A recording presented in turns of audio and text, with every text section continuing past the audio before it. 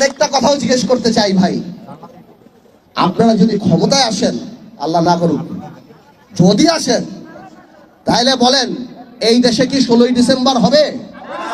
এই দেশে কি পহেলা বৈশাখ হবে? এই দেশে কি 21শে ফেব্রুয়ারি হবে? এই দেশে কি কোনোভাবেও দুর্গাপূজা হবে? আপনারা একটু ক্লিয়ার করেন না, আপনারা কি সৌদি জামাত, পাকিস্তান জামাত, সিরিয়ান জামাত, না দুবাইয়ের জামাত?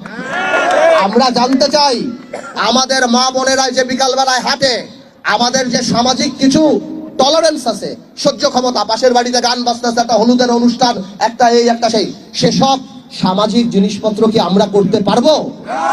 এইগুলি একটু ভোটারদের জিজ্ঞেস করেন, যে এই প্রশ্নগুলি বিবেচনা করার পর আপনি ঠিক করেন আপনি কাকে ভোট দিবেন। জান্নাতের টিকিট বেচার দিন শেষ। তরুণদের বাংলাদেশ, আবেগ নয় বিবেক দিয়েই আমরা নেতা নির্বাচিত করব। সবাই ভালো থাকেন, আল্লাহ হাফেজ।